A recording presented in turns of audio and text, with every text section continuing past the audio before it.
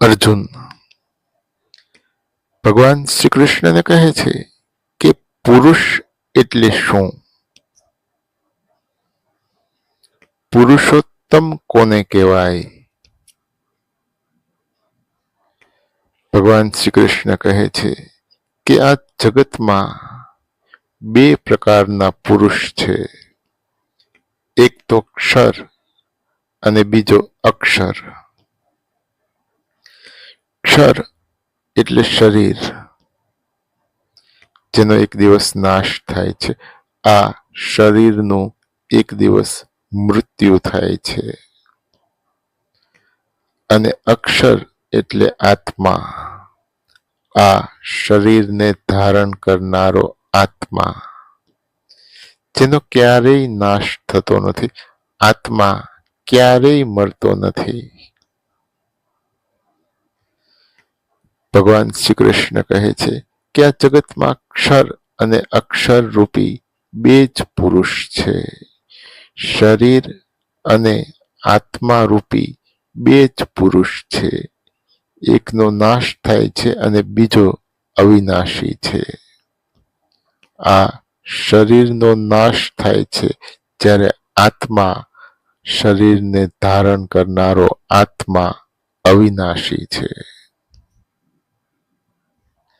પણ હું આ ક્ષર અને અક્ષર રૂપી આ બંને પુરુષોથી અલગ છું. ભગવાન શ્રી કૃષ્ણ અર્જુનને કહે છે કે હું ક્ષર અને અક્ષર રૂપી આ બંને પુરુષોથી અલગ છું. હું શરીર અને આત્મા રૂપી આ બંને પુરુષોથી શ્રેષ્ઠ છું અને એટલે જ પુરુષોત્તમ તરીકે ઓળખાવું છું. અને જે મનુષ્ય મને પુરુષોત્તમ સ્વરૂપે ઓળખે છે, પુરુષોત્તમ સ્વરૂપે મારી ભક્તિ કરે છે, મારી પૂજા કરે છે, મારી ઉપાસના કરે છે, એવો મનુષ્ય પરમ તત્વને પ્રાપ્ત કરી લે છે, પરમાત્મા તત્વને પ્રાપ્ત કરી લે છે. અર્જુન ભગવાન શ્રી કૃષ્ણને કહે છે કે કેટલાક મનુષ્ય તમારા સગુણ સ્વરૂપની ઉપાસના કરે છે. કૃષ્ણ જ પરમ તત્વ છે, કૃષ્ણ જ પરમાત્મા છે, કૃષ્ણ જ પરબ્રહ્મ છે. એવા ભાવ, એવી શ્રદ્ધાથી તમારી ભક્તિ કરે છે, તમારી પૂજા કરે છે, તમારી ઉપાસના કરે છે.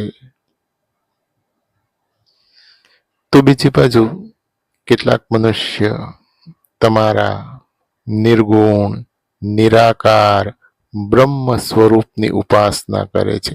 તો આ બંને પ્રકારની ઉપાસના કરનાર ઉપાસકોમાંથી શ્રેષ્ઠ કોણ છે? કેવો ભક્ત તમને પ્રિય છે?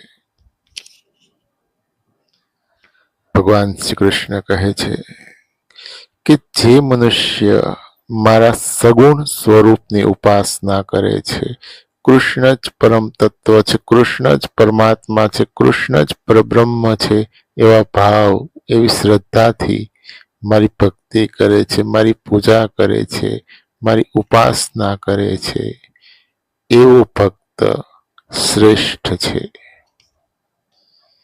એ મારામાં ચિત્ત લગાડનાર મનુષ્યનો હું તરત જ આ નાશવંત સંસારમાંથી ઉદ્ધાર કરું છું. માટે અર્જુન, તું મારામાં મન લગાવ.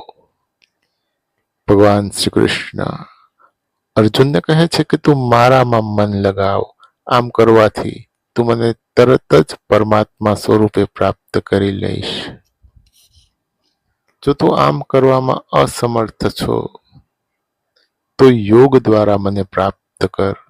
યોગનો અભ્યાસ કર, યોગમાં સિદ્ધિ પ્રાપ્ત કર, અને આવી રીતે યોગમાં સિદ્ધિ પ્રાપ્ત કરી લેવાથી પણ તું મને પરમાત્મા સ્વરૂપે પ્રાપ્ત કરી લઈશ. જો તું આમ કરવામાં પણ અસમર્થ છો તો કેવળ મારા માટે કર્મ કર. હું જે પ્રમાણે કહું છું એ પ્રમાણે કર્મ કર. ધર્મના રક્ષણ માટે કર્મ કર. આમ કરવાથી પણ તું મને પરમાત્મા સ્વરૂપે પ્રાપ્ત કરી લઈશ. જો તું આમ કરવામાં પણ અસમર્થ છો તો ઈશ્વર પ્રીત્યર્થ કર્મ કર. જે ઈશ્વરને પ્રિય છે એવા કર્મો કર.